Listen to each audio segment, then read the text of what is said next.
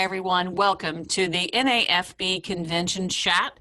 We're with Secretary of Agriculture, Sonny Perdue. I'm your 2020 NAFB President, Rita Frazier from the RFD Radio Network, Bloomington, Illinois. We are so happy that all of you could join us this year. Secretary Perdue, thank you so much for taking the time out of your schedule to visit with the NAFB. Your commitment to agriculture and to the folks who tell the story of agriculture across the airwaves is very appreciated, especially in a year like 2020. If you don't mind jumping right into your help for farmers, aid money to farmers through MFP and other programs. Farmers have long said that they would prefer to have open trade lines rather than government assistance programs. But wouldn't it have been easier to resolve trade disputes rather than expend government funds on assistance programs? Well, good morning, Rita, and good morning to all of you folks. I want to thank you, first of all, before we begin answering the question, because you are the communicators. You all take the news out of USDA and Washington here and communicate it to those folks on the ground and in a very reliable way. So I've appreciated the relationship I've had with farm broadcasters across the country, and I want to thank you for the part that you all play in communication and getting information out to them. Obviously, trade and support is very important. While it is absolutely true, there's not an honest farmer in America that would rather not have a good crop at a fair price than a government check. The fact is, when you don't have a good crop at a fair price, you need a government check, and that's what's happened over the last 4 years. I think it's interesting, Rita. It's almost like we don't feel like we've been as successful as we have. But the factual numbers show economically that farm income minus government payments has increased 33% over the last 4 years. I think a lot of times while the President Trump supported that when we were having the calling out China, and many people wanted to talk about the trade war actually going on there, we'd been in a war that we weren't in, we didn't realize we were in for 20 years. I think President Trump called that out, and now we see the benefits of the trade policy. So sometimes there has to be some pain.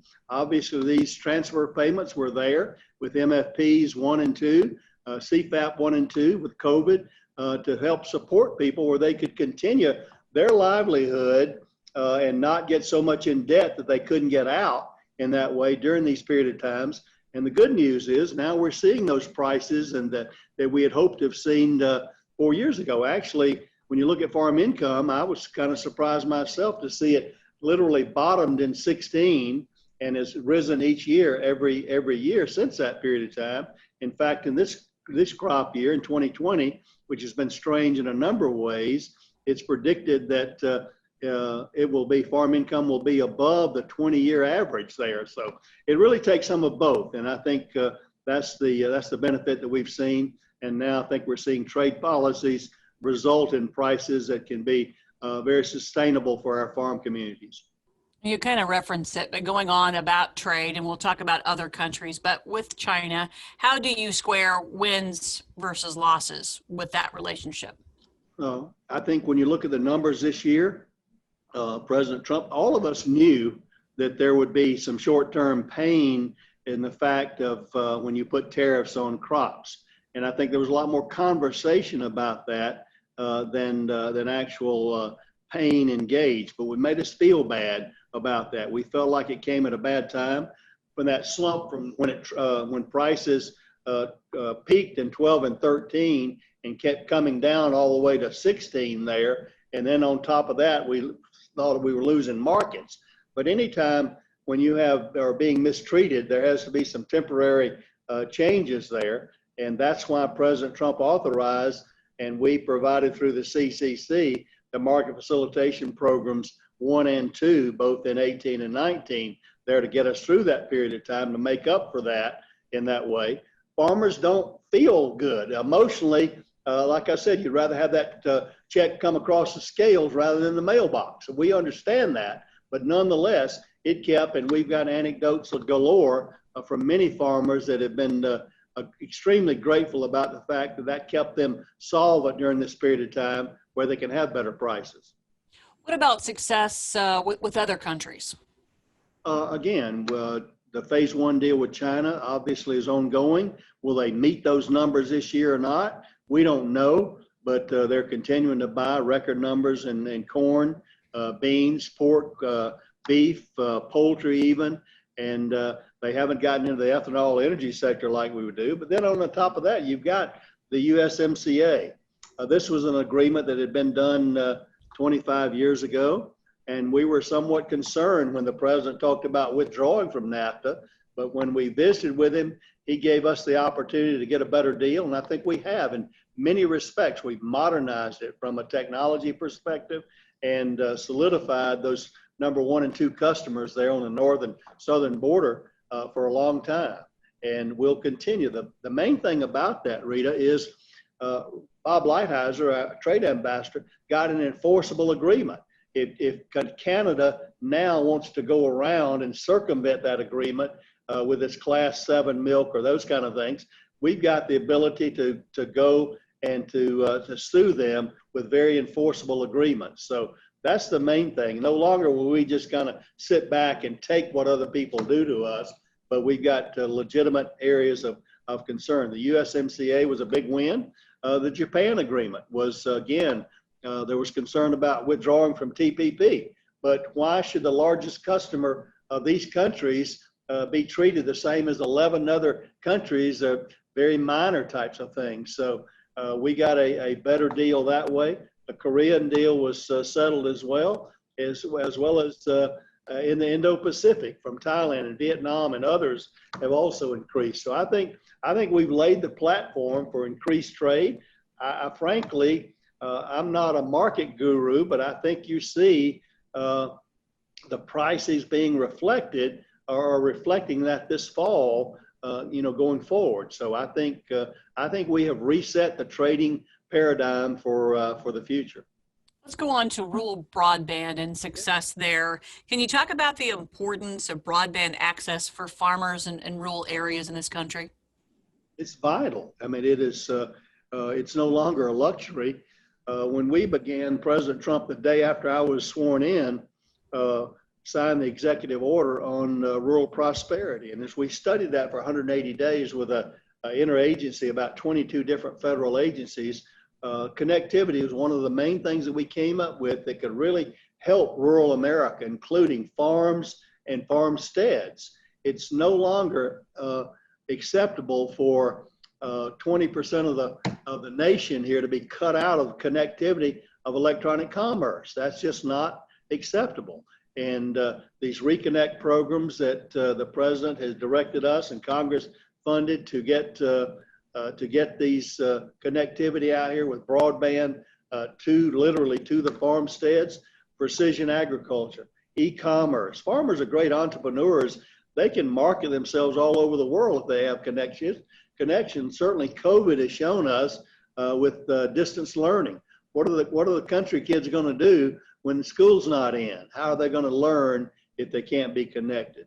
Telehealth, those kind of issues. So precision agriculture, we believe there are literally things coming along with the 5G and others that we can't even imagine right now that will make our farm communities and our farmers much more productive than they can even imagine even now. You mentioned COVID-19. Let's talk about that and how you worked with the country, with processors to keep the food moving, to keep the nation moving. Well, once again, it was rather anxious back in the spring as we saw the infection ravaging our processing employees. You had a dual threat, obviously, keeping employees safe. You know that any processing plant in the protein sector is typically side by side and very close and juxtaposition with one another. So they had to make serious and quick arrangements in that way. And in the meantime, we were tracking our production of protein, both in the beef, poultry, and pork section, and we saw it easing down. And I kept asking, are we heading for a cliff or not? And yes, we did fall off a cliff very temporarily, but the good news was, in working with our public health officials, working with CDC, working with the Department of Labor, through our occupational safety and health organizations, as well as the president finally issuing an executive order in indicating how important this was with the Defense Production Act. We had a lot of local areas there that had different ideas about what should be done. In fact, some states, they wanted to shut down processing for 14 days. And can you imagine the panic that would have existed in the American consumer out here if they went and there was no meat in the case at all? We did see limitations in various places and a lack of choices, but for the most part, we were able to avoid a total empty case in most areas, most of the areas that way. And I give credit to the companies who worked and really spent a lot of money trying to protect their employees while continuing to do a very essential job of the food supply chain. We all learned a lot more about the food supply chain than I think any of us ever thought about. And I did as well. I didn't realize we were probably consuming over half of our calories and nutrition outside of the home. We had a very efficient food supply chain that was set up to supply the food service industry, restaurants, hotels, conventions, colleges, schools that way, and they could not easily pivot to make consumer products. If you're dealing with a 400-pound block of cheese, your homeowner's not going to go in a grocery store and buy a 400-pound block of cheese, and they did not have the processing equipment to make consumer packaging. So we had to work in that way. But I think the Defense Production Act enabled us, gave us the power, although we never had to implement that. We never had to execute the Defense Production Act, but it gave everyone an idea of how serious it was and how we all needed to work together. And the good news was the V bottom, it fell off of a cliff, but it kind of climbed back up very quickly as we tracked day by day on the production back up to 94, 95, and now 100+% prior to COVID. So this was a very anxious time, and I'm very proud of our food supply chain, our growers. You know that our farmers were backed up with hogs and other animals that couldn't be processed. We had to depopulate some poultry as well, but everyone worked through it just like we always do in American agriculture, and I think we'll be stronger for it. Well, so we all learned a tremendous amount. You guys learned a ton about this process. Were there changes or mitigations put in place that will take us through or avoid another situation like we were faced with back in March? I think so. We've gotten more resilience built into that. I think, again, what you will probably see is more automation, certainly in processing. That's certainly true. More worker safety. You know, who could have anticipated a pandemic of this kind? I think the Spanish flu of 2009 or 1918, 100 years ago. This is just not something you prepare for. Many people like to blame people in power or an authority in this kind of thing, but these were very different times. I think, again, America, the United States, even though we've had unfortunate deaths and infections, I think, frankly, the whole country, I'm just not talking about the government, America as a whole has shown a resilience to this pandemic in an amazing way. I'm really proud of farmers. Never stopped. They never stopped planting. They never stopped harvesting. They never stopped there. They kept on doing what they needed to do because when you think about essentiality, growers are pretty essential. For sure. You kind of referenced school-aged children. Can you talk about how USDA, how you connected with those school-aged children, and now more than ever before, that connection between food and school children and farmers? Yeah, one of the things that we did obviously was to give some flexibility. We heard a lot from our school nutrition professionals, really regarding some of the rules they were under. It was a huge awesome Rubik's Cube they had to match within the confines of their budget and the flexibility they were asked to do. The other thing that we realized that school children were feeding the garbage can. They weren't feeding themselves. And so if you're concerned about nutrition for kids, you got to also make that food palatable in a way that they will consume it. We've seen a wonderful uptick in utilization, both in number of kids eating and participating in school meals. as well as the palatability of consuming that food as well. You also know during the COVID, that was a crisis as well. Kids being sent home, many of them, that's the nutrition that they were depending on at school breakfast and lunches. And I just want to thank again our food nutrition people here at USDA. They did thousands of waivers there in order to get these school kids fed, not only during that time when they left school early in the spring, but through the summer and the fall, and now through the end of next school year. This has been a tremendous effort in getting keeping these kids fed. It's amazing. It's astonishing, really, to realize how much America's school children depend on this nutrition for their weekly, daily nutrition needs. For sure. Let's go on to reducing regulations under this administration. The Trump administration scored significant wins with farmers and ag groups when it repealed the controversial WOTUS rule. Do you believe the rule will face challenges under this new administration? Well, I can't predict what will happen. Obviously, it was a great victory for American agriculture. You know, it was the top issue from American Farm Bureau Federation.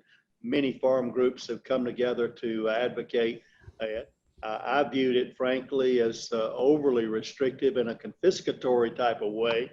It would have limited the ability of farmers who are very compliant and very willing to abide by environmental regulations, but it would limit their ability and then their ability to make a living in many ways. So I think the repeal of the waters of the U.S. or really not repeal, but making it a much more amenable type of regulation that farmers can comply with without losing their ability that way. So I don't think farmers, I truly believe, are environmentalists. I think they want to do things.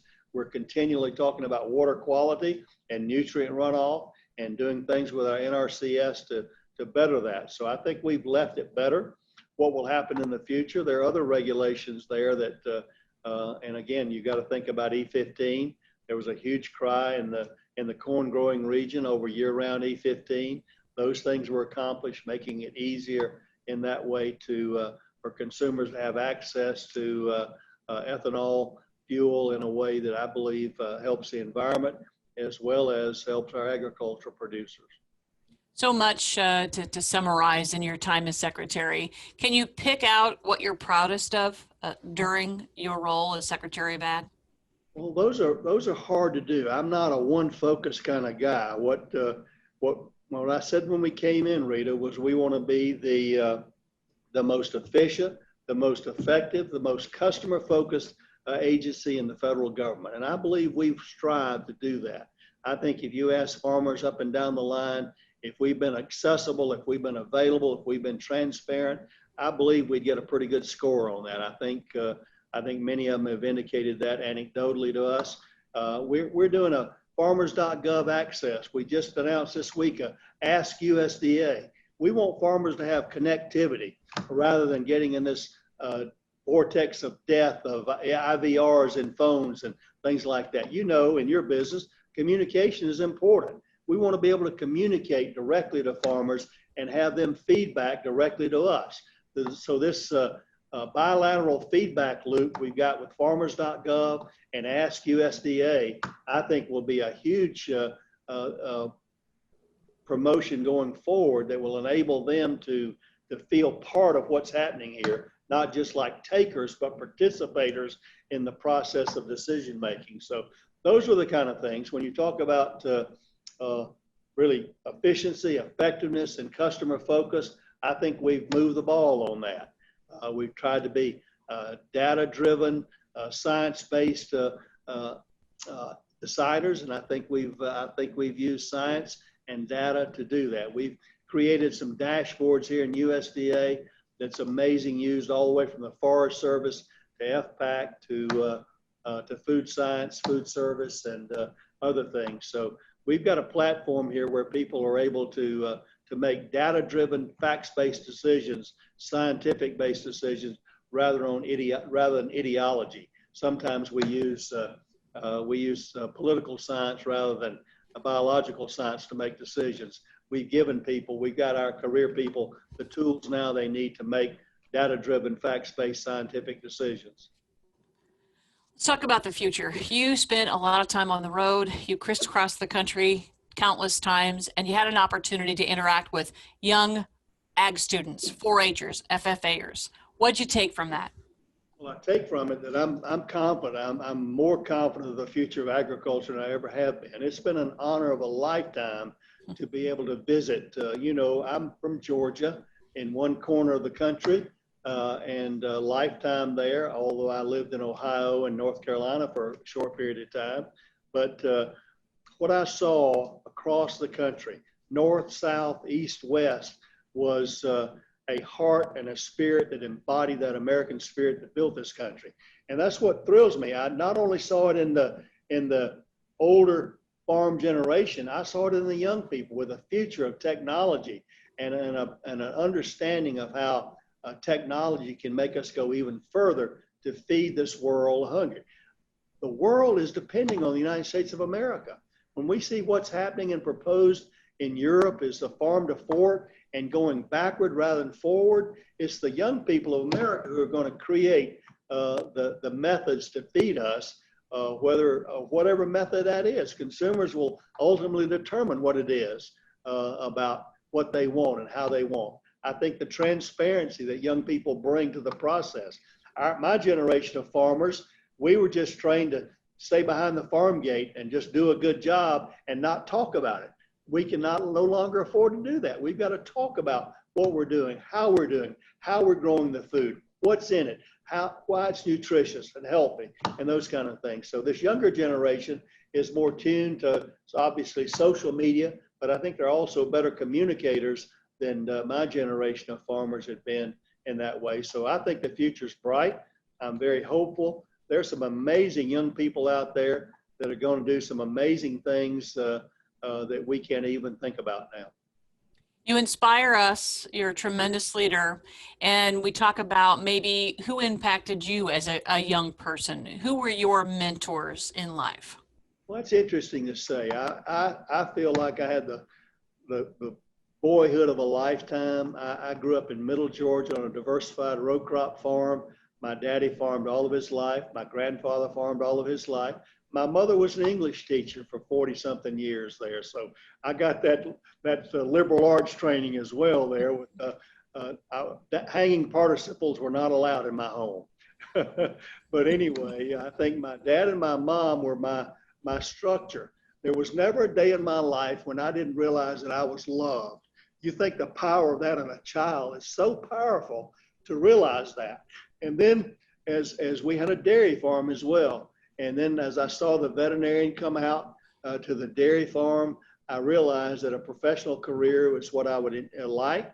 And then I signed up for a early commissioning program when I was in veterinary school because Vietnam was boiling. I wanted to do my duty because my friends were being drafted.